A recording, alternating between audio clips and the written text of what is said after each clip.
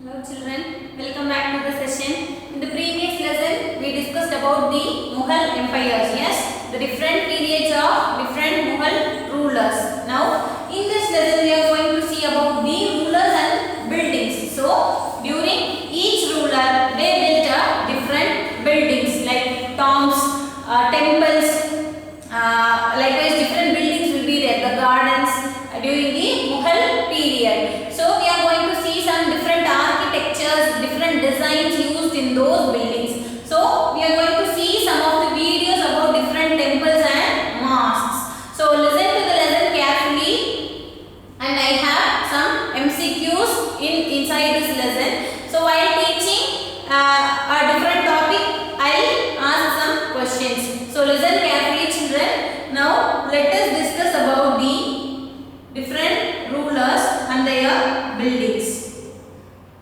For example, you take Taj Mahal. So, Taj Mahal is a tomb. Yes, what is tomb? Tomb in the sense Kallare. For example, Kallare. The dead persons will be buried and a tomb will be built at the top. So, we are going to see some different tombs, forts, buildings during different rulers and their architectures. So, these are some of these topics we are going to discuss in this lesson. First one is medieval monument. Medieval in the sense it is a period between 8th and 18th century. That is called as medieval. And monument means buildings. Monuments, buildings. Then monumental architecture, different designs used to build in a building. That is called architecture. Then structural architecture, constructional grounds, the areas, power and architecture, whereby during whose period which building was built. And innovative architecture, different ideas, new idea during the medieval period. So these are the subtopics we are going to see in this lesson. So we are going to see all the Mughal rulers and their buildings. So first one is medieval monument. It is between the 8th and the 18th century. So Red Fort and Sun Temple. Red Fort is in Delhi and Sun Temple is at Odisha.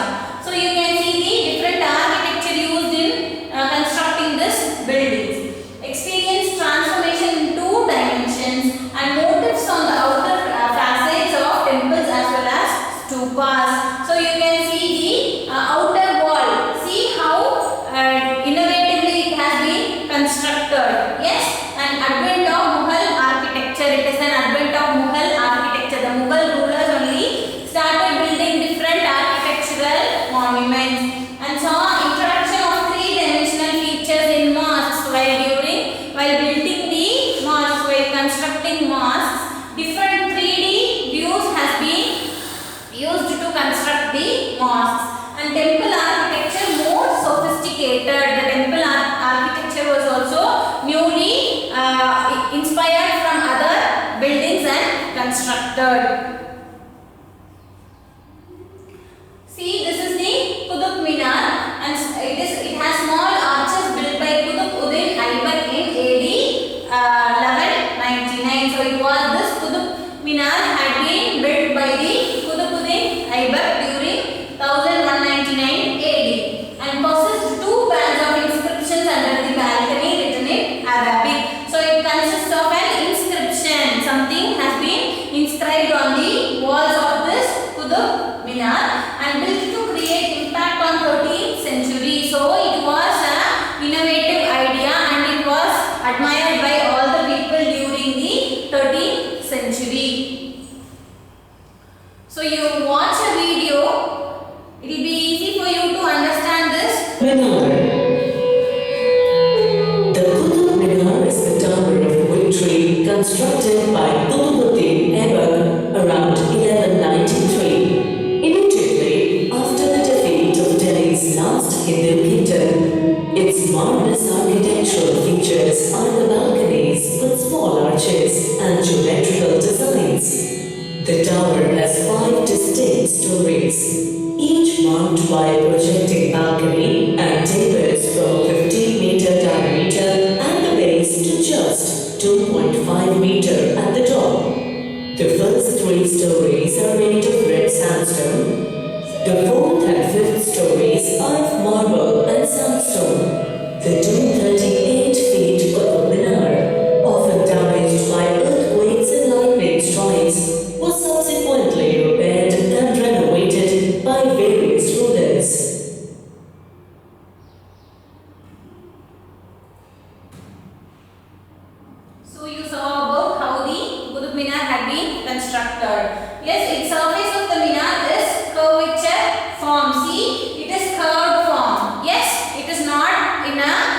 playing ground. So it has many curves, and placing inscription on such angular surface requires great imagination and precision. So here some of the inscriptions in Arabic you can see in the wall of this Qutb Minar. So it looks like a different idea, innovative idea, and only skilled craftsmen could understand its three-dimensional features. So only a person who is very good at doing these activities can understand how it had been made.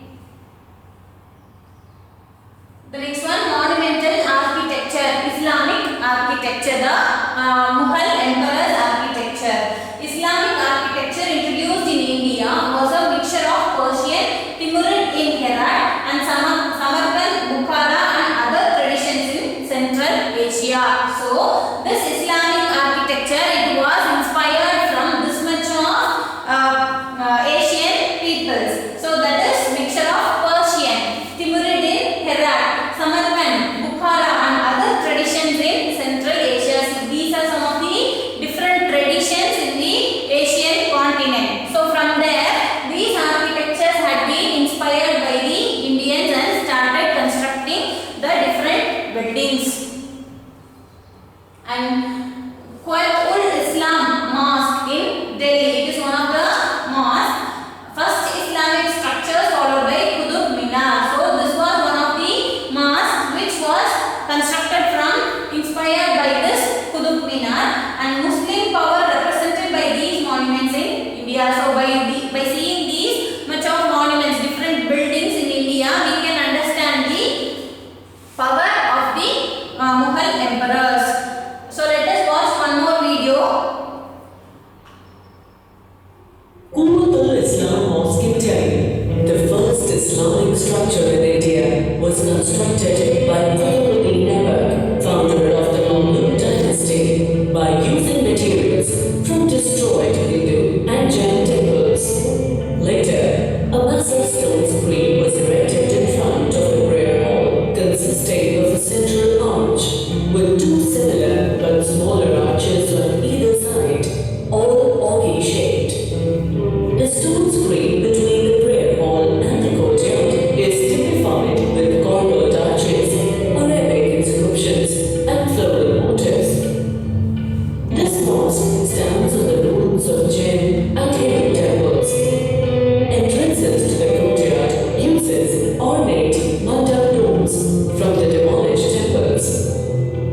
The iron pillar, which was originally from a Vishnu temple of the 4th century AD, which was set up here, probably by Anangapal, also stands in front of the prayer hall.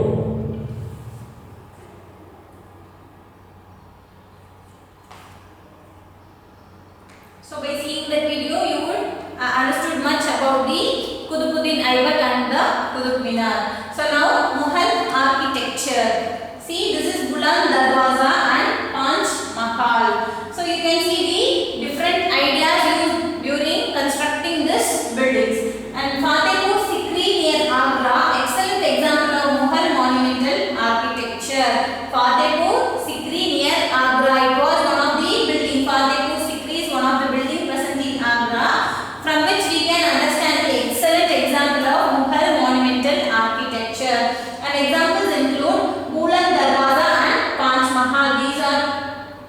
These two are one of the examples of the Mughal architecture.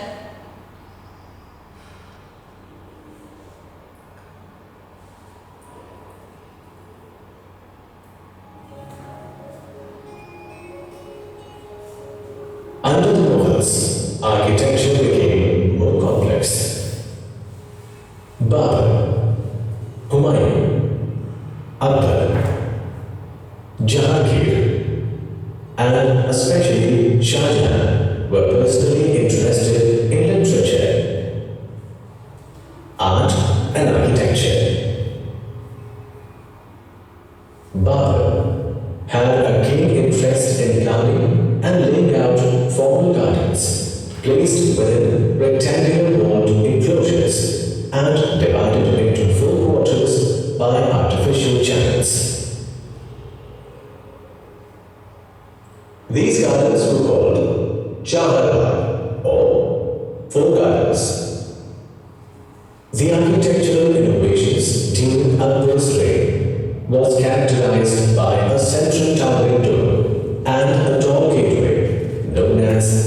Park.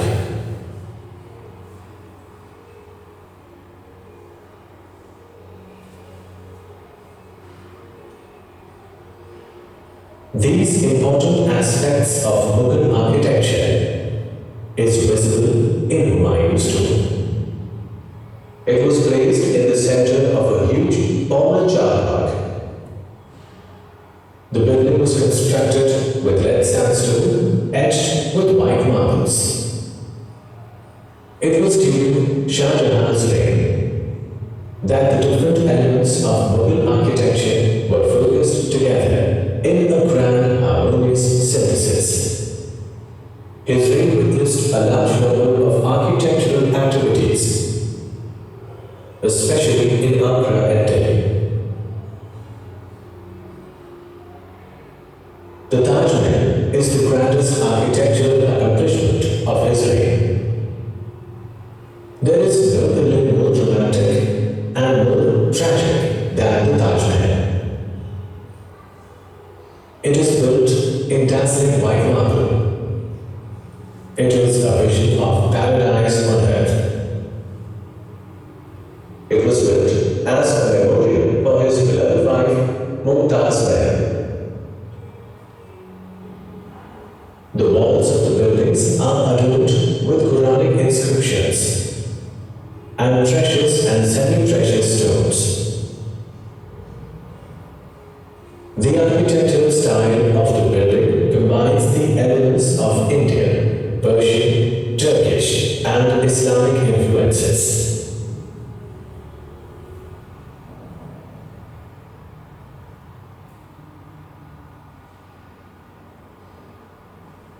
So did you see about the Mughal architecture, children? So now ruins of Wad-ul-Islam Mosque. So it was one of the mosques, but it was destroyed because of some natural disasters. So now Islamic invasion in 9th century brought its own style of art and architecture. So many Indian temples were inspired and admired the Mughal emperor's architecture, and they copied in building Indian temples also.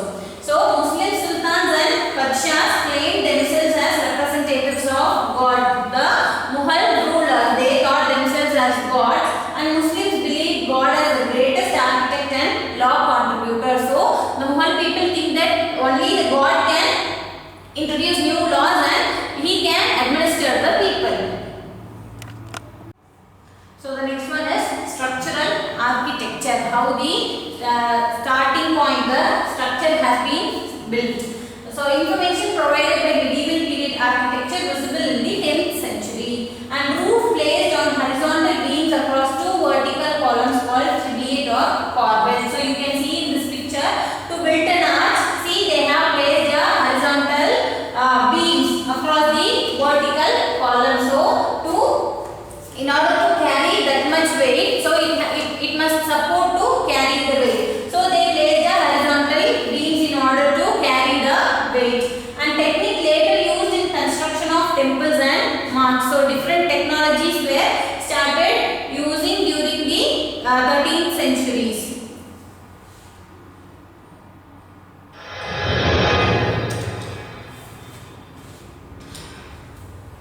Indian architecture evolved between the 7th and the 10th centuries and started adding more rooms, doors, and windows to buildings which were earlier constructed with fewer outlets. Doorways and windows were still made by placing a horizontal beam across two vertical columns, a style called the trabeit or corbelled. Around this period, the trabeit style was used in the construction of temples. Like the Sun Temple, to which boundaries or stepped wells were attached. This style was also seen in mosques, such as the one located at Adam Khan's tomb at Mehrauli.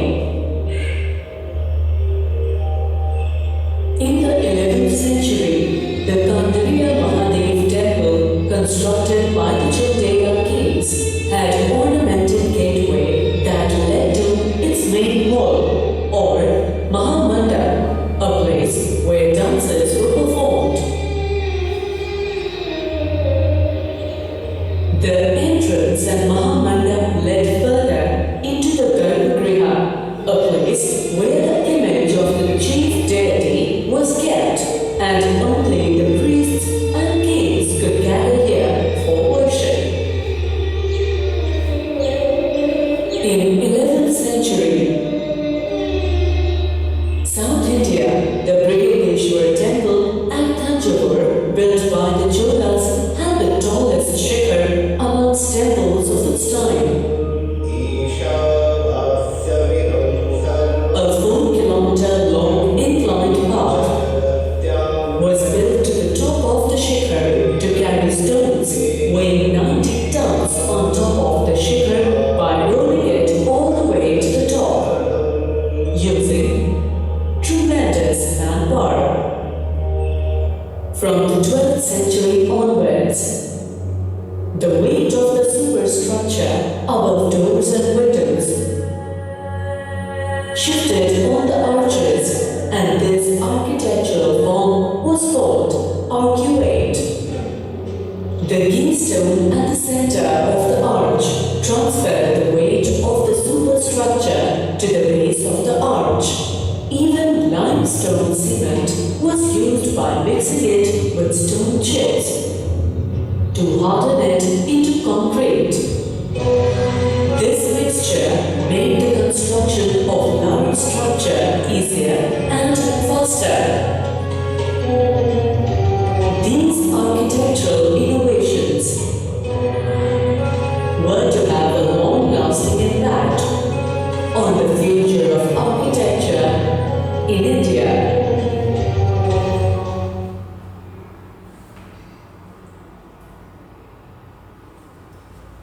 So we saw about superstructure. Yes, on a roof by placing wooden beams, a stone slab across 4 walls and became difficult if a large room was to be constructed. So thus superstructure was introduced in order to build the top roofing of many buildings. The next one, stylistic development. So distinct technologies improvements from 12th century onwards. So different ideas have been innovated during the 12th century, and builders used arches above doors and windows to support weight of the superstructure. So they used the arches above the doors and windows to support weight of superstructure, and this style is called arcuate. So you saw in the previous video. Yes. Then constructed this Brihadeshwara temple, which was constructed in the 10th century, built in Dravidian style. Dravidian style means Indian style architecture, and it has a high shikara. See, this is called as the shikara. It is very high, and pillars of the hall mandapa beautifully decorated. So we have different pillars inside this temple, and which was decorated beautifully.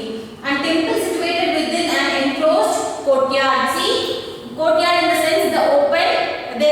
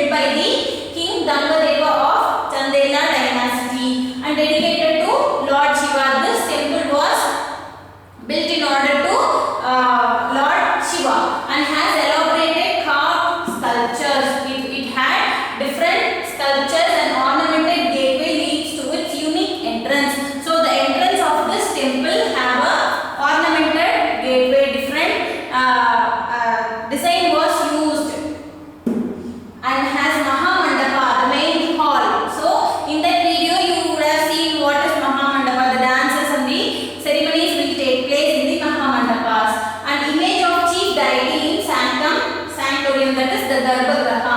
Inside the Garbhagriha, the image of chief deity, that is Lord Shiva, has been kept.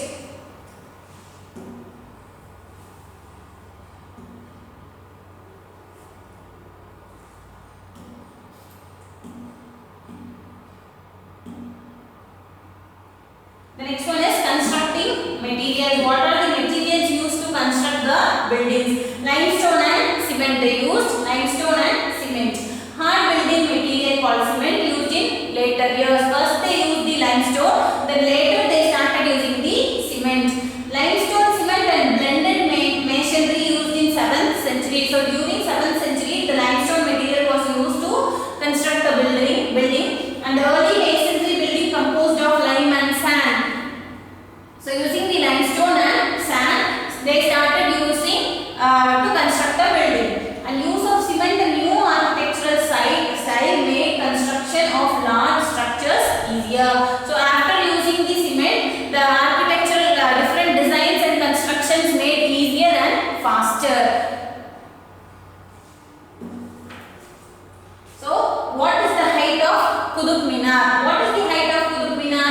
72.5 meter, 71.4 meter, 72.4 meter and 71.2 meter. Which is the answer, children? Try to find out the answer. What is the height of Qutub Minar? So it was option A, 72.5 meter. The height of Qutub Minar is 72.5 meter.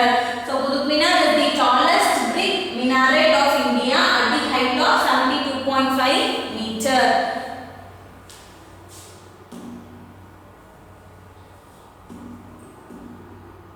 The next one is constructional grounds. Gangai Konda Chodapuram temple in Ariyalur, Tamil Nadu. Gangai Konda Chodapuram. Kings invoked names of gods and goddesses while constructing the temples. They started writing the names of the gods and goddesses while constructing this temple. And kings who constructed large temples considered as representatives of gods. In order to represent God to the people, the kings started constructing different temples. And Meenakshi Amman temple in Madurai. This is the model of the world. And temples represented model of the world ruled by king and allies. Allies means below the king there will be different rulers. So they are called as allies, the assistants of the kings. And images of deities kept in these temples. So different images of different gods has been kept in the same temple. So members of the royal family and their courtiers worship their deities. So different people will be there in the court of the king. So all the peoples will be able to worship their god in the same building, same temple. The next one, indigenous culture. Classic Indian art and folk influenced the architecture. And architecture it is best available mode of expression of moral right to rule. So this architecture shows the mode of expression of different rulers. And involvement of indigenous elements help rulers to proclaim their close relationship with God. So involvement in doing different activities to show their power, which proclaim their close relationship with God. So more buildings and architectures had been built only for worshipping purposes. So this shows that the rulers were proclaimed to be in a close relationship with the gods.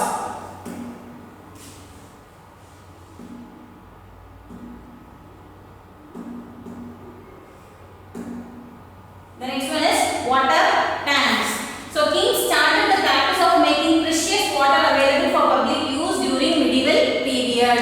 Water tanks attached to places of worship for ritual bathing. So in many temples you can see the great bath. Yes, great bath means what? Teppakulam. You can see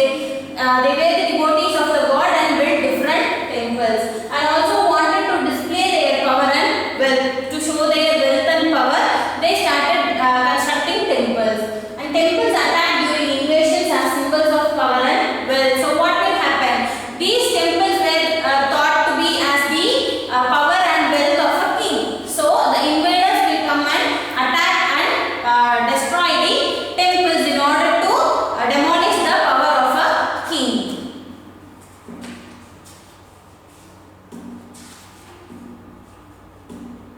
The next one is Nalanda's destruction.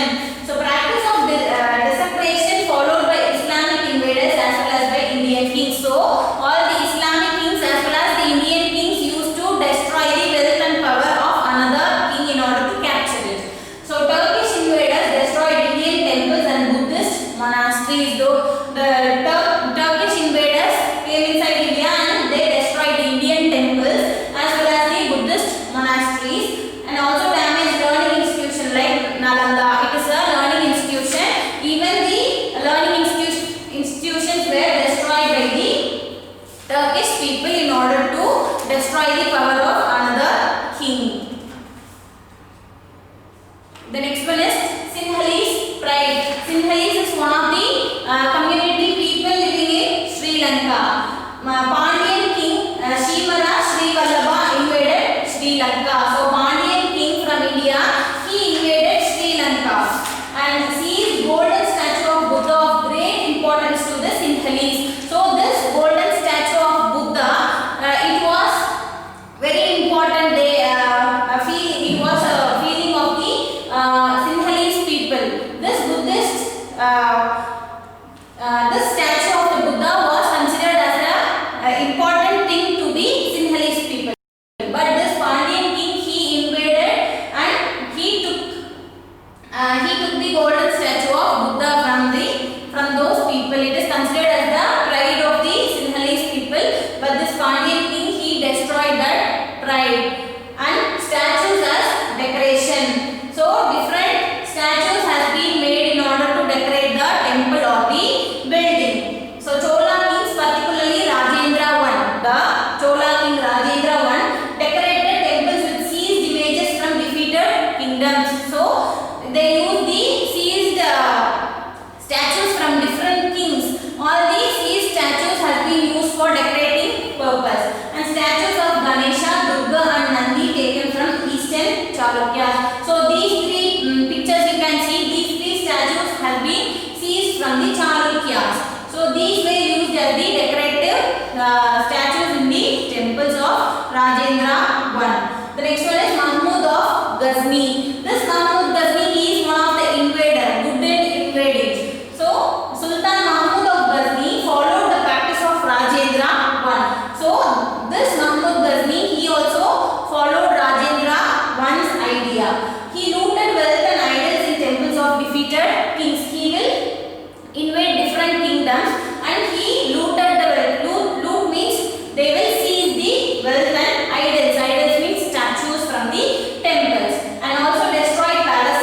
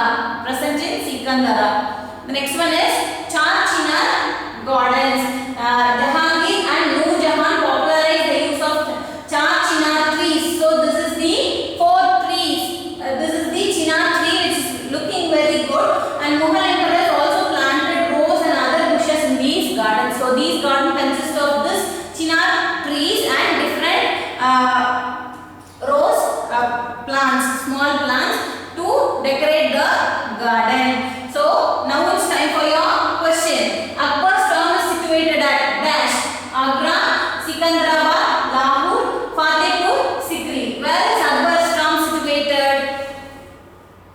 So it is situated in Jahangir built the tomb of Akbar at Sikandrabad. Yes, Sikandrabad. The next one, Tughlaqabad Fort. So for forts generally built for defense purposes, were like military garrisons. So you can see the forts. In order to protect them from the enemies, people use the forts. They used to build the forts. Then Tughlaqs were the first to build forts on grand scale. So the Tughlaq dynasty rulers started building the tombs first. The next one, Tughlaqabad, a fort city near Delhi. This is the Tughlaqabad, which is a fort city near Delhi. Let's watch one video to understand the lesson more, children. The first to build forts on a grand scale. Tughlaq. The Tughlaq rulers of Delhi were the first to build forts on a grand scale. Tughlaqabad, a fort city near Delhi, stretching across 6.5 kilometers, was built by Ghiyasuddin Tughlaq, founder of the Tughlaq dynasty in 1321, as he established his capital city of Tughlaqabad. Immediately after ascending the throne, he started the construction of his city in an impregnable yet beautiful fort to keep away the Mongol invaders. However, after his death in 1325, construction of both the fort as well as the city was abandoned. Tughlaqabad Fort consists of massive stone fortifications which surrounded the city. The sloping rubble-filled city walls, a typical feature of Tughlaq monuments, are 10 to 15 meters high, topped by battlemented parapets and strengthened by circular bastions of up to 2 stories high. The city supposedly had 52 gates, of which only 13 survive today. The fortified city also contained 7 rainwater tanks. Today, most of the city is inaccessible due to dense thorny vegetation. An ever-increasing part of the former city area is occupied by modern settlement.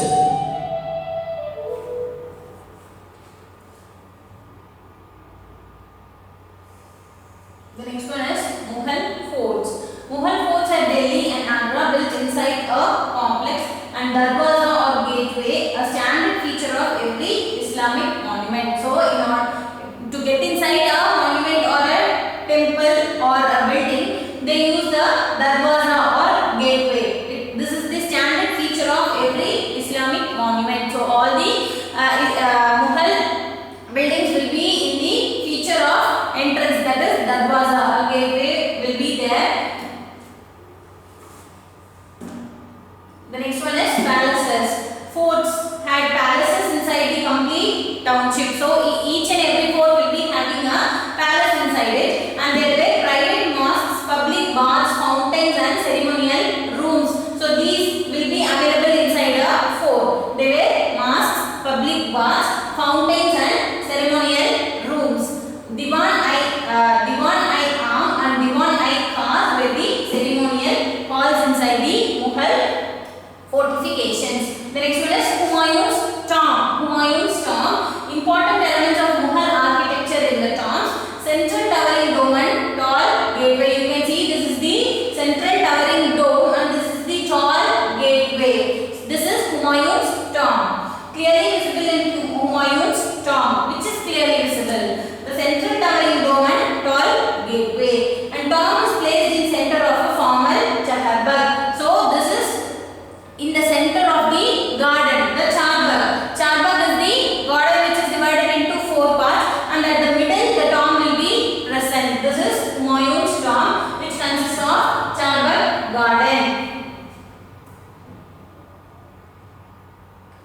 The tomb of the late Mughal Emperor Humayun is entered through two lofty double-storied gateways on the west and south, 16 meters high with rooms on either side of the passage and small courtyards on the upper floors.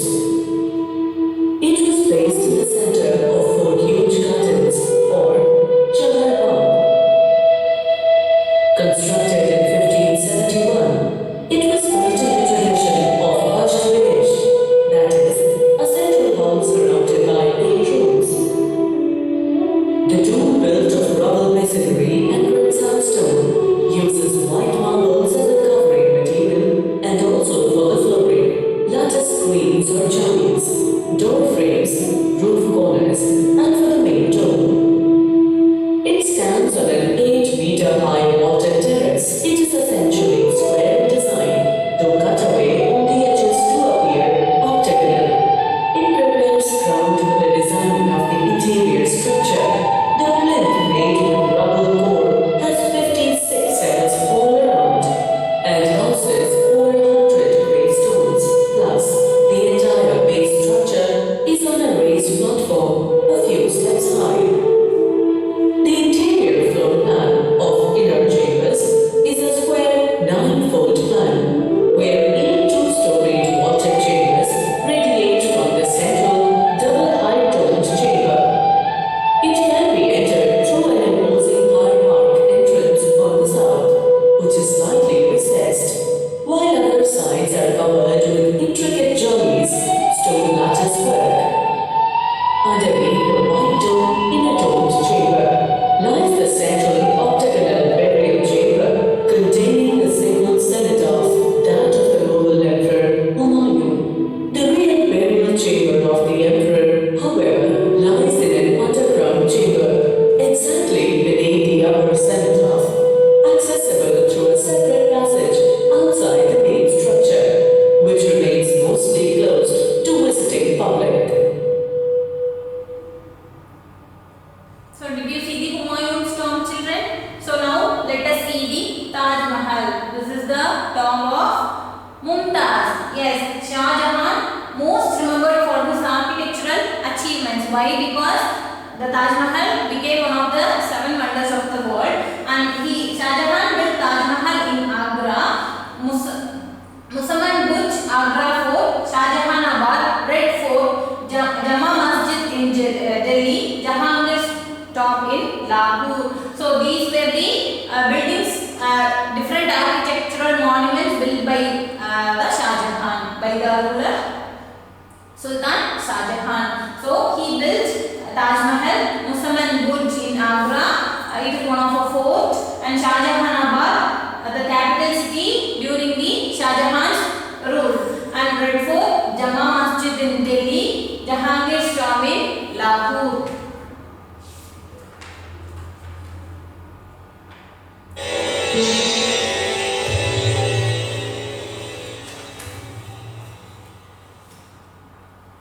There is no building more romantic or more tragic than the wonder that is Taj Mahal.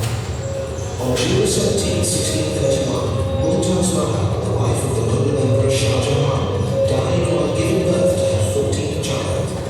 So in response to the death of his wife, Shah Jahan created one of the most famous buildings in the world, the Taj Mahal, a vision of paradise on earth. The power of the Taj Mahal comes not just from its symmetry, but from its simplicity, all in dazzling light. Simple, abstract decoration was used in keeping with Quranic scripture. This type of ornamentation is perhaps part of the palace's power. It took 20,000 people 20 years to complete the structure.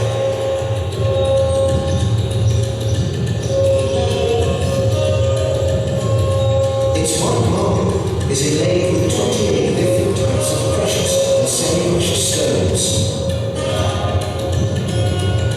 The Taj Mahal is said to be the finest example of Mughal architecture, a style that combines elements of Indian, Persian, Turkish, and Islamic influences.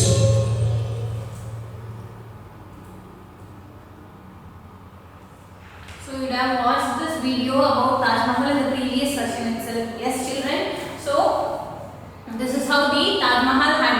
by Shah Jahan. The next one is audience hall. Audience hall. So the people will be used to do different activities, different ceremonial activities inside the fort. So in order to all the people should watch that. For that, the audience hall will be there, and Shah Jahan's audience hall specially constructed to resemble a mosque, and pedestal on which the throne placed called Qibla. So this is the Qibla where the king can be seated, and this is the audience hall, and each and every activities in that hall will take place, and the king will be seated in Qibla. This is how the building was constructed. So the best example for knowing history is you take Bahubali movie. If you watch that movie very well, you can understand all the lessons very well. How a descendant of a king will be placed, who will come to throne after the king's death. Then how the king will be selected. So everything, the buildings, how the different activities, how the war will be take place. Likewise, you can understand the history very well if you see Bahubali movie. So the next one is building material. Marble was the favored building material. So in order to build Taj Mahal, they used the white marble, and craftsmen used a special clay called pietra dura. So this is the pietra dura in order to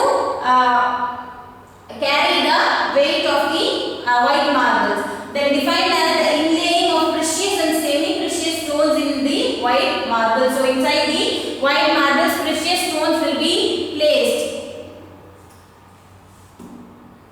The next one, the peacock throne. Shah Jahan placed the peacock throne in the Diwan-i-Am. So in the Diwan-i-Am, he placed the peacock throne, and famous Kohinoor diamond was placed on this throne. This Kohinoor diamond had been placed in this peacock throne built by Shah Jahan. The next one, riverfront gardens. Shah Jahan and the nobility constructed homes on banks of river Yamuna at Agra near the tomb of Mumtaz, the Taj Mahal. Many homes of the nobility, the king's house, had been built in the banks of river Yamuna at Agra, and homes made in the midst of Chanderbagh gardens, the four garden. In the middle of the Charbagh garden, the homes of the king was built, and gardens called riverfront garden. So this is called as riverfront garden because it is built at the banks of the river. So it is called as riverfront gardens. The next one is exchanging ideas. Construction activity increased with exchange of ideas across regions in the 8th century. And Vijayanagara rulers highly influenced by the architecture of surrounding sultanates of Bijapur and Golconda. So you all know different architectures and designs had been inspired from different buildings. So during 8th century, the Vijayanagara rulers highly influenced by the architecture of surrounding sultanates of Bijapur and Golconda. So in Bijapur and Golconda, different architectures was made by this sultanates, and Vijayanagara rulers inspired and admired those monuments, and they implemented in constructing their buildings. The next one is influencing temples. So which were the buildings that had been admired by everyone? Govind Dev temple in Vrindavan, and Diwan-i-Khas in Fatehpur Sikri. So Vrindavan temple also influenced by the architecture of nearby Fatehpur Sikri. So these both temples are constructed in the nearby areas. So this Vrindavan Govind Dev temple was admired from the Diwan-i-Khas, which is in Fatehpur Sikri. Next one, Gol Gumbaz. Gol Gumbaz, the world's largest tomb, built in unique style, influenced Mughal architecture. So this is also one of the tombs which is built, which is the largest tomb built by the Mughal architecture, Mughal people. And Mughal style monuments are timeless and unshaken today, even after the empire's decline. So even after the empire's decline, even after the death of the kings, we can see all the monuments built very strongly. Yes.